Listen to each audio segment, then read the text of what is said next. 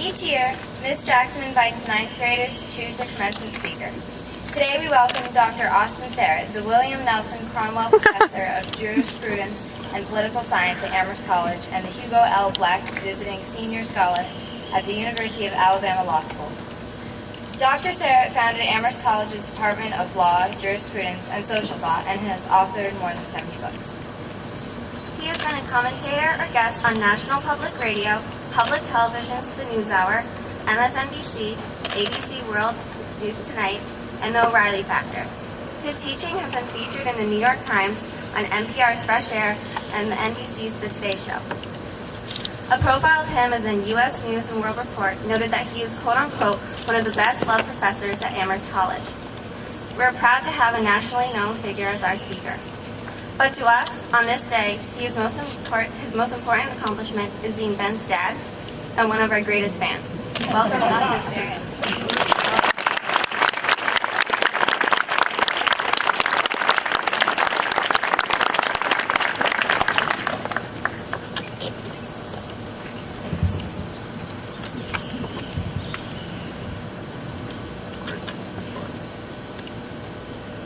Mrs. Jackson, Mr. Henry, faculty, staff, students, alums of the Bement School, parents, family, friends of the ninth grade, and especially to the graduating class, let me say how honored I am to have a chance to say a few words to you this morning.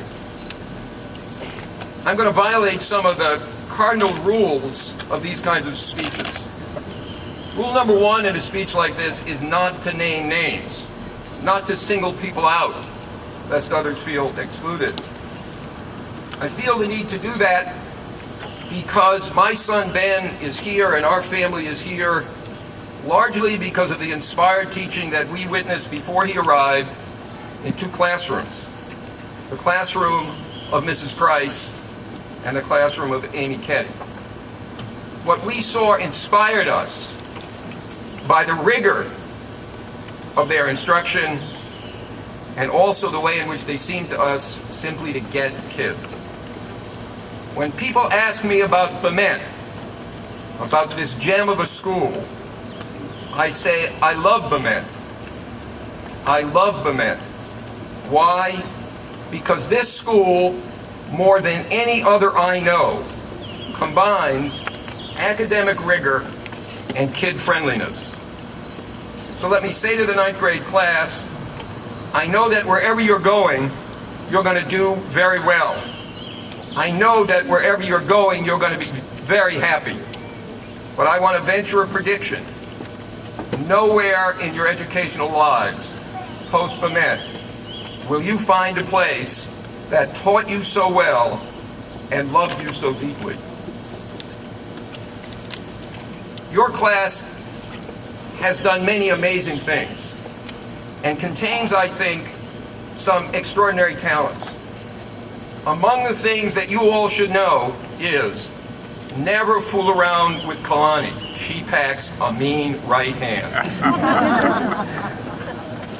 So I come as an unabashed admirer of this school and of your class, but I also speak as the father of a graduating student and of an alum from the class of '85. But most especially, I speak as someone who has spent his entire adult life teaching. So in the few minutes I have allotted to me today, I want to talk first about pleasant surprises and second chances, and then a little bit about a generation gap, and then most especially I want to talk about what teachers do and about the gifts that they have bestowed on you in their classrooms, in the dorms, and on the playing fields. Gifts that you probably didn't even notice. But before I do that, I have an assignment for every student here today. Before you leave today, your last Bement assignment of the year is to hug a teacher. No, not just any random teacher, so don't get too excited. You should find a teacher who meant something special to you, who went out of her way to challenge and support you, who made you laugh and learn at the same time. A teacher who knew that you could sing or act or run with the wind long before you did. Or most especially, a teacher who showed you what it was like to open your heart to an orphan boy in a faraway place. So whether you are in the 1st grade, the 5th grade, or the 9th grade, your last assignment of the year is to find that teacher and hug him or her, and as you do, whisper, "Thank you for being my teacher." Before going any further, let me thank you again, 9th grade class, for the honor of this election. You see, when I learned that I had been elected by Bement's 9th grade class to speak, I was pleasantly surprised by the thought that finally, at 63 years old, I had found my place in the 9th grade. You see, back when I was 15, I wasn't cool or popular, though I know that will come as a shock to some of you. Back then, the only election I could have won would have been if there'd been an election for the nerdiest kid in the 9th grade. You see, I was so nerdy that when I found out that my part in our class play required me to kiss Rena Rotenberg, the coolest girl in the 9th grade, I went directly to the public library and found books about kissing. And rehearsed for hours in front of a mirror to get the lip position just right. When I saw that my son Ben had the opportunity to kiss one of the coolest girls in his 9th grade class, I asked him if he was excited. He said, "It's okay." And he paused and he said, "But I will tell you one thing, Dad. Whatever it is, I don't think I'll be talking about it 50 years from now." So today I feel a little bit like a character from Freaks and Geeks, or maybe Glee, given a second chance, suddenly reborn, not as a nerd, but as one of the cool kids in the 9th grade. I am so tempted to write to my 9th grade classmates, Harlan Sherwin, David Weissman, and even Rena Rotenberg, just to say, "Look who is cool now." So revenge comes cold and it comes late. And by the way, when I thought about what I was going to say, I thought about titling this speech, "Kissing Rena Rotenberg and Other 9th Grade Adventures." I tried that out on a friend of mine who misheard it and said, "My God, you have kissed Nina Totenberg?" So enough about Rena and Tina. But despite the pleasure of your invitation, when I was asked to speak, I really had no idea what I could or should say.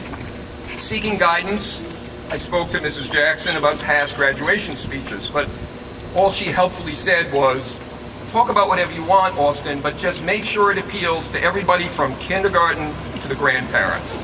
No pressure." To tell you the truth, I didn't know what to say because my generation just does not get yours. While this lack of understanding between the older generation and the younger generation is a chronic condition, there is, I think, something special about our generation gap.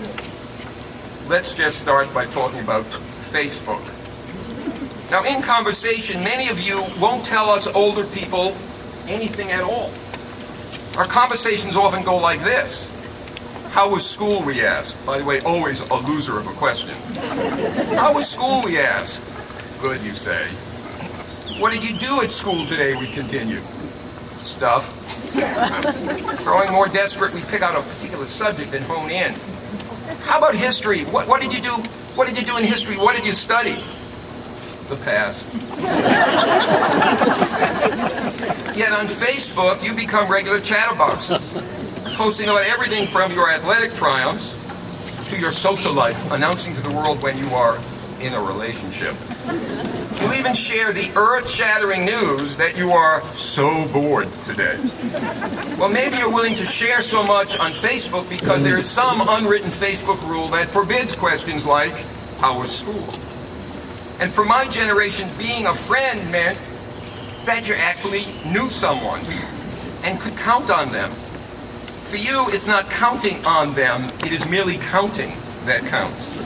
Your generation merely signs up for friendship.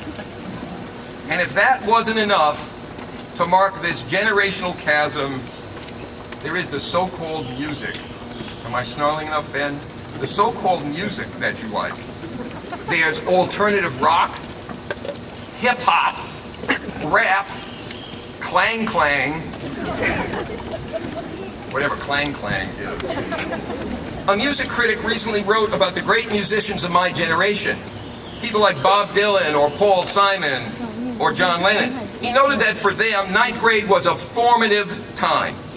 He said, "You are in the ninth grade, confronting the tyrannies of sex and impending adulthood, struggling to figure out what kind of adult you'd like to be, and you turn to the cultural products that are most important as sources of cool." I was particularly taken when this critic went on to suggest that, quote, "every age makes its own kind of genius. For hints of what the cultural giants of the future will be doing in their time, we best look in the ninth grade lockers of today." Well, that was truly a frightening thought. But I imagine if we looked in your lockers this year, we would have found that the cultural products you think are cool would include no music that was not sung by someone who is now in or has been to prison. People like T.I., Mano, T-Pain, Snoop Dogg, Kids in the Hall, Chitty Bang, Young Jeezy, or Gucci Mane. And of course, we all know that you were aghast at the mere sight of 50 Cent in your pre-Dominican Republic adventure in JFK. And let me tell you, I've been practicing 50 as opposed to 50 for a week. And no one in my generation would want to see the likes of Lil Wayne, Rick Ross, Carrie Hilton, or Far East Movement in a concert in Hartford. But I understand that some of you would die for these tickets. See me afterwards. In my generation, we had music with lyrics you could actually understand and remember. As the late Beatle John Lennon once sang, "Imagine there's no heaven. It's easy if you try. No hell below us. Above us only sky. Imagine all the people living for today." That, by the way, was music.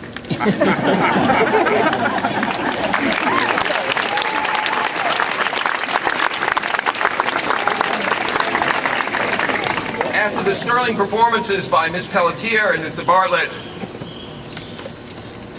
and Mr. Belcher, I had to overcome a lot of fear to sing at all today.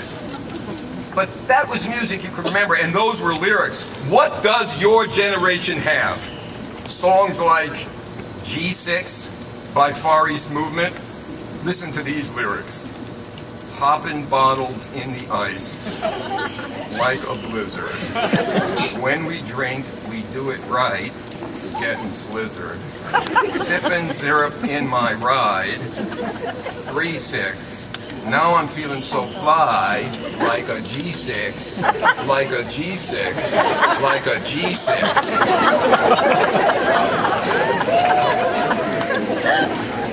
Now I admit I can't understand either what those lyrics mean or why anyone would want to listen to that kind of music. But I do think I understand what makes teachers tick and the gifts that your teachers gave you during your time at Bement. In a word, their work and those gifts involve imagination. Teachers here do not just know and love the you they see every day. Teachers see parts of you that you do not yet see. They call you to be selves that you have not yet discovered. Most importantly, they imagine what you can be and call you to live up to that imagining.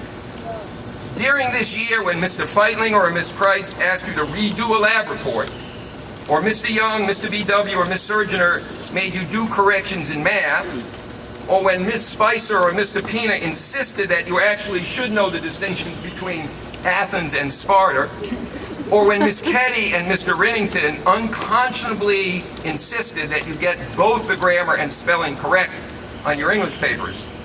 It wasn't just because they wanted to limit the time that you had to cuddle up with a song by Woody Allen, or to watch endlessly episodes of Scrubs or The Office. It was because they wanted to call a better, harder working self out of you. Remember that self. The self, that better, harder working self. Remember that self as you confront challenges next year at NMH or DA or Proctor or Vermont Academy or Suffield or Taft or Hotchkiss or Williston. Teachers keep their imaginings of your better, harder working self alive no matter how hard you make it for them to do so. Teachers dare you to become, they will not just let you be. Of course, it would have been easier on you if they had just let you be. What you don't understand is that it would have been easier on your teachers as well if they had just let you be. They would have had to invest less of themselves in bringing out the best in you. While their dreams sustain your teachers want you to be dreamers too. They want you to cultivate your imagination so you can truly understand. They want you to do more than just know about Oedipus's dilemma. They want you to imagine how he felt as tragedy unfolded all around him. They want you to do more than just know that King Henry IV of Germany stood in the snow for 3 hours, waiting to beg forgiveness from Pope Gregory VII. They want you to imagine the fear and desperation that kept him standing there. In addition, teachers encourage and urge you to imagine the world as you would want it to be. The great physicist Albert Einstein got it right when he said the following: imagination is more important than knowledge, for knowledge is limited to all we now know and understand, while imagination embraces the entire world and all there ever will be to know and understand. The work of imagining the best in you and of asking you not just to know but to imagine as well, this is the most important work that the men teachers have done with you and for you, and that they will continue to do after you leave. So if my theme is imagination, I'd like for a moment to ask you to imagine a new tradition at Bement. I'd like to turn the tables on one of Bement's most prized events, the famous farewell evening. What I'd like you to do is to join me in imagining a new tradition in which students get to roast the faculty and give them gifts. Imagine for a moment, what gift would you give your teachers at this new farewell event? It might go something like this. To Mr. Pina, a t-shirt with the words, "I really, really do love Portugal." And for every day that you wear this t-shirt, Mr. Pina, you'll get 1 extra credit point. To Mr. BW, the 9th grade would like to give you back Kendrick Perkins and also get you a season ticket to the Boston Celtics, except all this imaginary 9th grade could afford would be tickets for the 1996-97 Celtics, whose record was 15 wins and 67 losses. Enjoy your season. To Miss Gerhardt, the 9th grade would like to thank you for spicing up class with your fabulous renditions of songs from Guys and Dolls, and to give you a tape of musical numbers performed by your students during Latin class over the course of the last 3 years. To Mr. Fusto, surely in this new tradition, the 9th grade would present you with a pair of pilot wings from your favorite airlines, American Airlines. Finally, to Miss Jackson. Miss Jackson, will you come stand?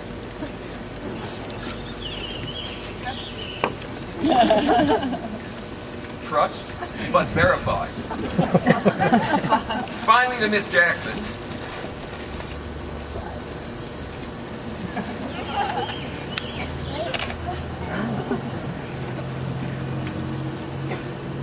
A big red heart in grateful appreciation for all that Shelley Jackson does to make Bement a place of learning, but more importantly, to make Bement a place filled with love.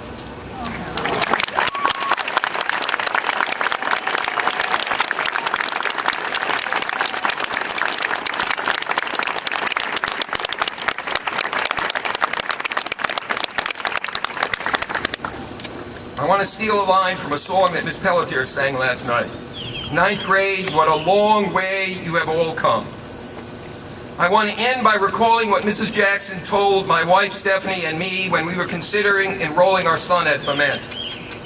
We came, we sat in her office, we said we'd read all the brochures, we toured the buildings, we'd sat in classrooms, but what we really wanted to know is what did this school aspire to for each and every one of its students? Without hesitating, Shelley Jackson replied, "We want our students to be safe and to stay as young as they can be for as long as they can be." Ninth grade, as you leave Bement, I hope you'll always be safe and that you will indeed stay as long as you can be for as long as you can be young. But please remember your last assignment. Before you leave, hug a teacher and whisper, "Thank you for imagining. Thank you for dreaming. Thank you for being my teacher." Congratulations, Bement class of 2011.